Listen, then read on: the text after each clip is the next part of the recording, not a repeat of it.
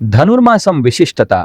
గోదా, మార్గళి, శ్రీవ్రతం, కాత్యాయని వ్రతం, గోదాదేవి కళ్యాణం, వైకుంఠ ఏకాదశి పర్వదినాల మాసం. ప్రసాద్ భరద్వాజ్. సూర్యుడు ధనస్సు రాశిలో సంచరిస్తాడు కాబట్టి ఈ నెలను ధనుర్మాసం అంటారు. దక్షిణాయనానికి చివర, ఉత్తరాయణం ప్రారంభానికి మధ్య ఉండే నెల రోజులని ధనుర్మాసము అంటారు. ఈ నెల రోజులు తెల్లవారుజామున కాలం అత్యంత పవిత్రమైనది. ధను అంటే ఏదో ఒకదాని కోసం ప్రార్థించడం. ఈ నెల రోజులు జరిగే ఆండాళ్లమ్మ పూజ, తిరుప్పావై, గోదా కళ్యాణం చేస్తారు. ఇవన్నీ ద్రవిడుల సాంప్రదాయాలు. ఈ నెల రోజులు విష్ణు ఆలయాల్లో ప్రత్యేక ఉత్సవాలు నిర్వహిస్తారు. సుప్రభాతానికి బదులు తిరుప్పావై పఠనం చేస్తారు. సహస్రనామార్చనలో తులసికి బదులు బిల్వపత్రాలతో పూజిస్తారు. జ్యోతిష్య శాస్త్ర ప్రకారం ధనుర్మాసం శనితో సంబంధమున్న మాసం. మార్గశిరలో ప్రారంభమై పుష్యమాసం వరకు ఉంటుంది. ధనుర్మాసంలో తెల్లవారుజామున శ్రీ మహావిష్ణువును పూజించడం అత్యంత పవిత్రమైనదిగా పరిగణించబడుతుంది. ఈ సమయంలో విష్ణు సహస్రనామం పారాయణం చేస్తారు. ధనుర్మాసం నెల రోజులు సూర్యోదయం, సూర్యాస్తమం సమయంలో దీపారాధన చేయడం వల్ల లక్ష్మీదేవి అనుగ్రహం లభిస్తుందని చెబుతారు.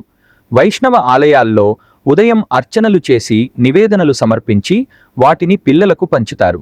దీన్నే బాలభోగం అంటారు. సూర్యుడు ధనస్సు నుంచి మకర రాశిలోకి ప్రవేశించే వరకు, అంటే భోగి వరకు ధనుర్మాసం కొనసాగుతుంది. సూర్యుడు ధనస్సులో ప్రవేశించిన అనంతరం మకర సంక్రమణం వరకు జరిగే మార్గం మధ్య ముక్కోటి ఏకాదశి వస్తుంది. ఈ రోజున వైకుంఠవాకిళ్లు తెరుచుకుని ఉంటాయని వైష్ణవాలయాలలో గల ఉత్తర ద్వారం దగ్గర భక్తులు తెల్లవారుజామునే భగవద్దర్శనార్థం వేచి ఉంటారు. ఈ రోజు మహావిష్ణువు గరుడ వాహనారూఢుడై 3 కోట్ల దేవతలతో భూలోకానికి దిగివచ్చి భక్తులకు దర్శనమిస్తాడు కనుక దీనికి ముక్కోటి ఏకాదశి అనే పేరు వచ్చిందంటారు.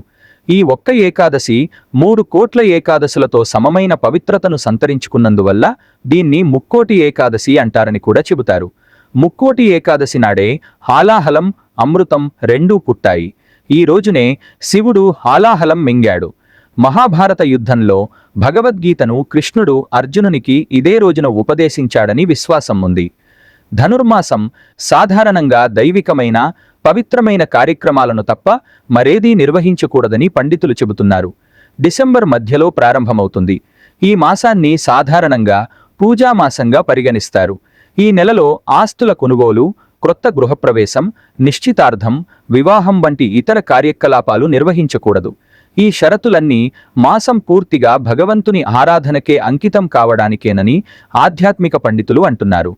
ఈ మాసములో శ్రీ మహావిష్ణువు యొక్క ప్రీతి కొరకు చేసే పూజాది కార్యక్రమములు అక్షయ ఫలితాలను కలిగిస్తుంది.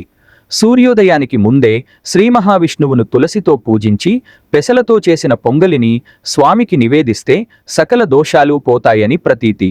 సూర్యుడు ధనుర్రాశిలో ఉన్నప్పుడు ఉషఃకాలంలో శ్రీ మహావిష్ణువును ఒక్కరోజు పూజించిన 1000 సంవత్సరాల పూజ ఫలితం ప్రాప్తిస్తుంది. ఈ మాసంలో చేసే నదీ స్నానం, సముద్ర స్నానం అశ్వమేధయాగంతో సమానమైనది పురాణాల ఆధారంగా తెలుస్తుంది.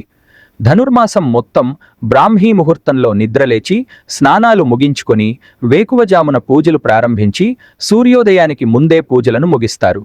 దీనిని ధనుర్పూజ అని కూడా అంటారు. దేవతలకు దక్షిణాయనం రాత్రివేళ, ఉత్తరాయణం పగలు. అయితే ఈ ధనుర్మాసం రాత్రి పగలు రెండూ కలగలిసి బ్రాహ్మీ ముహూర్తంలో లేచి స్నానం చేసి స్వామిని పూజించి నైవేద్యాలు సమర్పిస్తే కోరిన కోరికలన్నీ నెరవేరుతాయని పండితులు చెబుతున్నారు. విష్ణు ఆలయాల్లో ఉదయం అర్చనలు చేసి నివేదనలు సమర్పించి వాటిని పిల్లలకు పంచుతారు. ఇలా పిల్లలకు పంచడాన్ని బాలభోగం అంటారు. అలాగే ధనుర్మాసం అనేది దేవతలకు బ్రాహ్మీ ముహూర్తం లాంటిదని పండితులు చెబుతున్నారు. దరిద్రాలను దూరం చేసే లక్ష్మీ పూజ.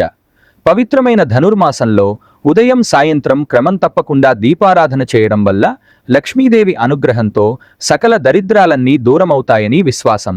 ముఖ్యంగా గురువారం, శుక్రవారం రోజుల్లో శ్రీ మహావిష్ణువును, లక్ష్మీదేవిని పూజిస్తారు. ధనుర్మాసంలో ప్రతి ఇంటి ముందు తెల్లవారుజామునే అందమైన ముగ్గులు వేసి ఆ ముగ్గు మధ్యలో గొబ్బెమ్మలు, గుమ్మడి పూలు ఉంచి వాటిని బియ్యపు పిండి, పసుపు, కుంకుమ, పువ్వులతో అలంకరించి పూజిస్తారు. మహాలక్ష్మి రూపంలో ఉన్న గొబ్బెమ్మలను పూజించడం వల్ల శుభం కలుగుతుందని హిందువులు నమ్ముతుంటారు. గోదాదేవి వ్రతం, మార్గళి వ్రతం, శ్రీవ్రతం, కాత్యాయని వ్రతం, గోదాదేవి కళ్యాణం. మార్గళి మాసంగా పిలిచే ధనుర్మాసం విశిష్టాద్వైత సాంప్రదాయ పరులకు, శ్రీవైష్ణవులకు విశిష్టమైనది. ఆండాళ్, రంగరాయకి, షూరి కొడుత్త నాచ్చియార్, ఆముక్తమాల్యదాగా పిలుచుకునే గోదాదేవి భక్తితో పూజించి రంగనాథుణ్ణి భర్తగా పొంది 12 మంది ఆళ్వారులలో స్థానం సంపాదించుకుంది. ఆమె పాడిన 30 తమిళ పాశురాలు, కీర్తనలు ఎంతో ప్రాచుర్యం పొందాయి. భక్తురాలైన ఆమె ఆచరించిన వ్రతాన్నే గోదా, శ్రీ, మార్గళి, కాత్యాయని వ్రతం అని పిలుస్తారు. ద్వాపర యుగంలో కృష్ణుని అనుగ్రహం పొందడానికి గోపికలు యమునా నదీ తీరానికి వెళ్లి ఆవు పేడతో గొబ్బెమ్మలను తయారు చేసి కాత్యాయనీదేవిని ఆహ్వానిస్తూ వ్రతం చేసేవారు. అలాగే చిన్నతనం నుంచి విష్ణుమూర్తిని భక్తితో పూజిస్తూ ఉండే గోదాదేవి కూడా ఈ నెలంతా ధనుర్మాసం వ్రతం జరిపి శ్రీహరి అనుగ్రహం పొందింది. అందుకని విష్ణు భక్తులంతా ఈ నెల రోజులు పండగ జరుపుతారు. వ్రత విధానం: స్వామి ప్రతిమకు మధుసూదనుడు అని పేరు పెట్టి షోడశోపచారాలతో పూజించాలి. రోజూ తులసి దళాలతో అర్చించాలి. నైవేద్యంగా నెయ్యి, బియ్యం, పెసరపప్పు, బెల్లం, మిరియాలు, జీలకర్ర వేసి ఉడికించిన పొంగలిని నైవేద్యంగా పెట్టాలి. రోజుకో పాశురం చొప్పున స్వామిని పూజించాలి. ముఖ్య పాశురాల రోజుల్లో విశేష పూజలు చెయ్యాలి. కూడారైనాడు ప్రత్యేక పాత్రల్లో పాయసాన్ని ఉంచి నైవేద్యంగా పెట్టాలి. వ్రత మధ్యకాలంలో లేదా చివరన వీలును బట్టి గోదారంగనాథ కళ్యాణం నిర్వహించాలి. గోదాదేవి వ్రత కథ: ధనుర్మాసం వ్రతం గురించి మొదట బ్రహ్మదేవుడు నారద మహర్షికి వివరించినట్లు పురాణ కథనం ప్రకారం ధనుర్మాసంలో గోదాదేవి విష్ణుమూర్తికి పూజలు చేసేది. ప్రతిరోజు పద్యాలు, పాటలు పాడుతూ రోజుకొక కీర్తనతో స్వామివారిని అర్చించేది. గోదాదేవి విష్ణుచిత్తుడు అనే బ్రాహ్మణుని కుమార్తె. గోదాదేవి తోటలోని పూలను కోసి మాలకట్టి ముందుగా తాను మెడలో అలంకరించుకునేది. అద్దం ముందు చూసుకుని మురిసిపోయేది. ఆ తరువాత అదే మాలను తన తండ్రికి ఇచ్చేది. విష్ణుచిత్తుడు ఆ మాలను గుళ్ళో శేషశయనుడు శ్రీరంగనాథ స్వామివారికి సమర్పించగా అర్చకులు స్వామివారికి అలంకరించు సమయమందు ఆ మాలలో దాగి ఉన్న ఒక పొడవాటి వెంట్రుకను ఉన్నదని గమనించారు. అది స్త్రీ వెంట్రుక అని గుర్తించిన అర్చకులు ఆ మాల తీసుకొచ్చిన మహాభక్తుడైన విష్ణుచిత్తుడను నానా దుర్భాషలాడారు.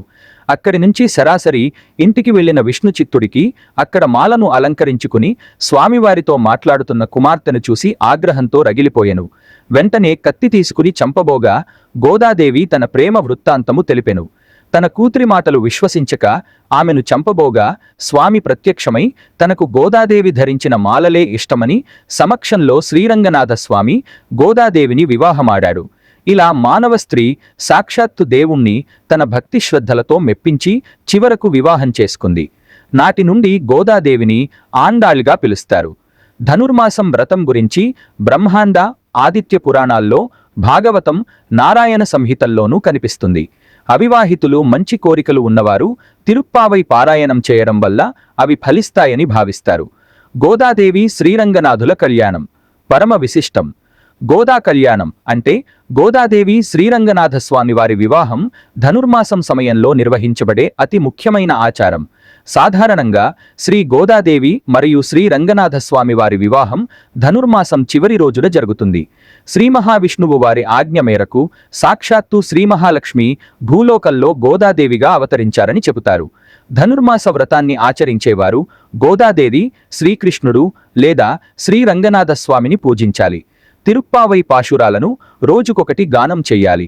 గోదాదేవి శ్రీరంగనాథుణ్ణి కీర్తిస్తూ పాడిన పాశురాలే తిరుప్పావైగా నేటికీ వైష్ణవులు గానం చేస్తారు. తిరు అంటే మంగళకరమైన అని, పావై అంటే మేలుకొలుకు అనే అర్థం వస్తుంది. ఆనాటి పాశురం పాడిన తరువాత స్వామివారికి, అమ్మవారికి పొంగలిని నివేదించాలి. ఈ ధనుర్మాసంలో ఒక్కపూట భోజనం, బ్రహ్మచర్యం పాటించడం అత్యంత శ్రేష్టం. గోదాదేవి శ్రీరంగనాథుల కళ్యాణం చేయడం పరమ విశిష్టం. మనస్సు, వాక్కు, శరీరం ఈ త్రికరణాలను అత్యంత పరిశుద్ధంగా ఉంచుకోవాలి. ఈ వీడియోలో తెలియచేసిన విషయాలు ఉపయోగకరంగా ఉన్నాయని అనిపిస్తే ఇటువంటి వీడియోలు మరిన్ని పొందడానికి చైతన్య విజ్ఞానం ఛానల్కు సభ్యత్వాన్ని పొందండి. మీరు చేసే లైక్ మరియు కామెంట్ మాకు ఎంతో ప్రోత్సాహమిస్తుంది. ఇటువంటి వీడియోలు మరిన్ని చేయడానికి మాకు స్ఫూర్తినిస్తుంది. మా ఛానల్ పెరగడానికి దోహదపడుతుంది.